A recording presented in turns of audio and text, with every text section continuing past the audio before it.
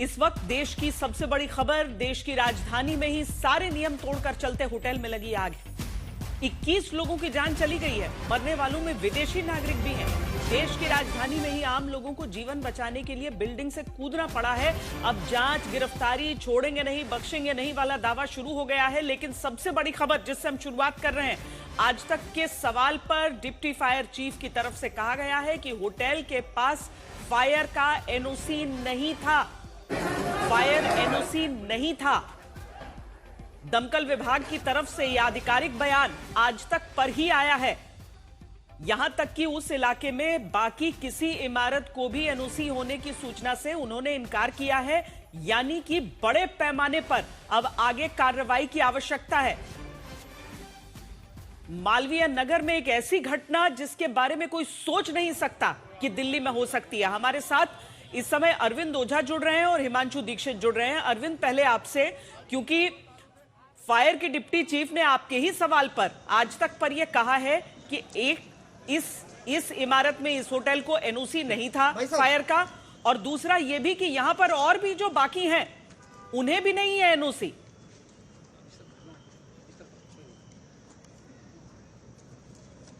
बिल्कुल, देखिए, और आज तक पर ये खुलासा किया है जो फायर चीफ है उन्होंने कि ये जो होटल है, ये खूनी होटल जिसमें आग लगने से झुलसे लोग 40 लोग और जिसमें 21 लोगों की मौत हो गई, इस खूनी होटल को एनओसी नहीं था। और एनओसी नहीं होने के बावजूद 20 सालों से ये होटल चल रहा था और इस होटल को एनओसी मिल भी नहीं सकता अगर परमिशन मांगा जाए तो। ये होटल में जो फायर चीफ है उसने खुलासा किया है। दूसरा बड़ा खुलासा ये किया है कि आसपास, जो आप रितेश मिश्रा दिखाइए, आसपास जो कई होटल हैं उन सभी होटलों को फायर की एनओसी नहीं मिली है। तो कम से कम अब जो स्थानीय प्रशासन है उसकी नींद टूटे, बाकी होटलों पर कार्रवाई। और श्वेता, देखिए, कुछ देर पहले जब फायर जो चीफ है उन्होंने ये बताया है, उसके पहले आज तक पर ऑन द ग्राउंड हमने इन्वेस्टिगेशन किया। जो हादसे की सबसे बड़ी चश्मदीद अंजुम, जो जिस बिल्डिंग में खड़ा हूं उस बिल्डिंग की मालकिन है, उन्होंने एक एक करके सारे खुलासे कर दिए और उस खुलासे पर फायर चीफ की मुहर लग गई है। और अंजुम का घर कितना करीब है उस होटल से, ये अंदाजा लगाइए। जहां मैं खड़ा हूं ये ठीक सटा हुआ होटल है और जरा लेआउट समझने की कोशिश करते हैं। 4 मंजिल ये होटल बनाया गया था, नीचे बेसमेंट भी था, और एनओसीज को क्यों नहीं मिल सकती ये भी हम आपको श्वेता समझाने की कोशिश करते हैं। एग्जिट एंट्री गेट सिर्फ एक है जो हम आपको दिखा रहे हैं। अब हम ऊपर की तरफ अगर बढ़ते हैं तो खिड़कियां हैं, पूरी तरह से पैक्ड है।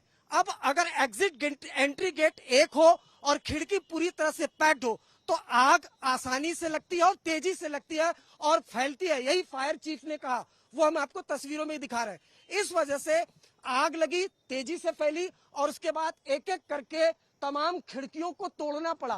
पहले अगर देखिए 4थी मंजिल की खिड़की तोड़ी गई है। अंदर जो विदेशी लोग थे उन्होंने ये खिड़की तोड़ी है, चीख पुकार मच रही थी और यहां से कूद रहे थे। उसके बाद दूसरे मंजिल की खिड़की देखिए, वो भी तोड़ी गई, वहां से भी चीख पुकार मच रही थी और वहां से भी लोग कूदे। उसके अलावा बैक साइड से आइए आप, ये देखिए, ये जो होटल है इस होटल का ये बैक साइड है। बैक साइड में रितेश जी आपको दिखाएंगे यहां से आकर कि हर खिड़की का जो कांच है वो तोड़ा गया है। वो अंदर जो लोग फंसे थे वो चीख पुकार रहे थे, वो तोड़े और उसके बाद नीचे कूदे। अब नीचे कूदने लगे तो स्थानीय लोगों ने थोड़ी सूझबूझ दिखाई और गद्दा रखा। गद्दा हम आपको नीचे की तरफ दिखाई दे रहा है। ये देखिए, ये गद्दा है। ये गद्दा यहाँ पर स्थानीय लोगों ने रखा। दरअसल सामने गद्दे की दुकान थी तो उन लोगों ने सूझबूझ दिखाई और देखा कि लोग चीख पुकार रहे हैं और बाकायदा कूद रहे हैं। इस वजह से क्यों ना उनकी जान बचाने के लिए ये गद्दा रखा जाए, और गद्दा रखा गया और इस गद्दे पर कुछ लोग कूदे तो शायद इस वजह से उनको कुछ कम चोट लगी। लेकिन हादसा इतना भयावह था कि इसमें 21 लोगों की जान चली गई और ज्यादातर विदेशी हैं। अब आसपास होटल क्यों खुले हैं ये भी हम समझाने की कोशिश करते हैं। श्वेता, सामने की तरफ मैक्स हेल्थ केयर, मैक्स अस्पताल है।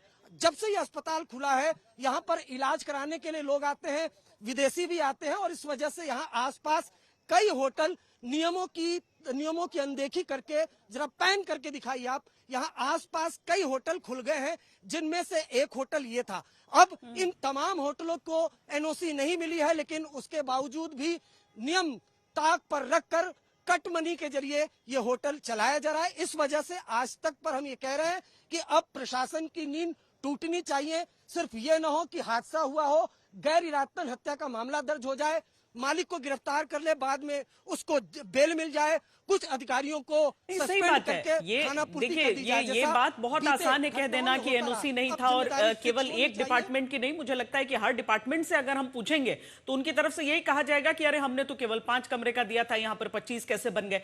तो ये सारी चीजें हिमांशु यहां पर हैं, लेकिन आखिर तो समय समय पर आपको ही जाकर उन्हीं विभागों को जाकर निरीक्षण करना होगा ना कि क्या चल रहा है। आग लगने के बाद 21 लोगों की जान जाने के बाद तो आप ऐसा नहीं कर सकते हैं।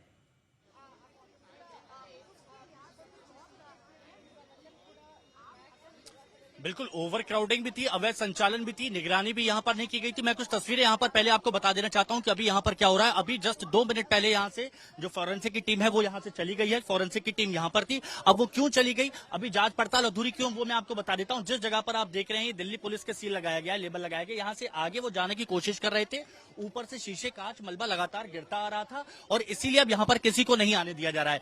आगे आप उस गली में देखेंगे जिस गली के बारे में अभी हमारे सहयोगी अरविंद भी बता रहे थे, वहां पर वो गद्दे रखे हैं, आप देखेंगे सीढ़ियां वहां पर लगाई गई हैं और ऊपर से लगातार मलबा गिरता आ रहा है। तो इसीलिए यहाँ पर सावधानी बरतते हुए और सेफ्टी इक्विपमेंट्स के साथ, ये देखिए सामने मीटर्स, बिजली सब बंद कर दी गई है। यहाँ पर जो भी काम किया जा रहा है ठीक उसके सामने जो लोग यहाँ पर रहते थे वहां पर बिजली बंद कर दी गई है, लोगों को यहाँ से हटा दिया गया है, क्योंकि रात में अगर या फिर थोड़ी देर बाद कहीं पर कुछ भी होता है प्रिय घटना तो उससे बचा जा सके। वायर्स, ये जो मकर जाल इस वक्त ये तारों का यहाँ पर बिछा हुआ है और ये अलग अलग जगह पर आपने देखा होगा दिल्ली की तंगलियों में, इसको भी यहाँ पर हटाया जा रहा है। अब जो आपने लापरवाही की बात की, एनओसी परमिशन की अनदेखी हुई, ओवर क्राउडिंग और अवैध संचालन हुआ, ज्यादा पर्यटक खासतौर पर विदेशी को ठहराया गया, जबकि लाइसेंस और सेफ्टी के हिसाब से क्षमता से ज्यादा लोग थे। प्रशासनिक निगरानी की कमी यहाँ पर हुई, local authorities, MCD, fire department की तरफ से नियमित इंस्पेक्शन और चेकिंग नहीं हुई, जिससे अवैध निर्माण और सेफ्टी वायलेशन लंबे समय से चल रहा था। और श्वेता, आपने भी कई जगह रिपोर्टिंग करके ये बताया है, अरविंद ने भी बताया है, दिल्ली में ये पहली बार नहीं है और मैं फिर कह रहा हूं कि आखिरी बार भी नहीं होगा, क्योंकि जब जब जिम्मेदारों को जरूरत होती है ये सुनिश्चित करने की कि तंग गलियों में इस तरह से अवैध निर्माण ना हो, अवैध तरीके से होटल ना चले। और एक अस्पताल नहीं है, दिल्ली देश की राजधानी है, दुनिया देश के अलग अलग हिस्सों से यहाँ पर गरीब लोग आते हैं और अस्पतालों में इलाज कराते हैं। कुछ के पास पैसे नहीं होते, छोटे छोटे कमरों में वो 3-3, 4-4 लोग रहते हैं इस तरह की तंग गलियों में। अब वहां पर एक दरवाजा रहता है, वो दरवाजा आज आप देख लीजिए, आज बिल्कुल तरह से काला पड़ चुका है। क्यों? क्योंकि वहां पर सिर्फ मलबा है, ना निकलने की जगह ना जाने की जगह। एक सकरी सी सीढ़ियां होती हैं, मुश्किल से मुश्किल 6 से 8 इंच की ऐसी सीढ़ियां होती हैं, उससे ऊपर चढ़ा जाता है। और ये अलग अलग जगह पर ऐसा है, जहां पर अस्पताल होंगे और वहां पर आप देखेंगे वहां पर इसी तरह का होगा। और अब बाद में अस्पताल में जो बाद में जो अधिकारी आते हैं, बाद में प्रशासनिक अधिकारी, नेता आते हैं, इस तरह से हाथ में हाथ धरे देखते हैं, थोड़ी देर शांत रहते हैं, इधर उधर देखते हैं, चेहरा उनका मायूस होता है। लेकिन फिर क्या होता है, फिर 5 महीने बाद, 6 महीने बाद, 1 साल बाद फिर एक घटना होती है, फिर वही लोग दोबारा से आते हैं, फिर कहते हैं कि लापरवाही वालों, जिसने भी लापरवाही किया उसको खामियाजा भुगतना पड़ेगा।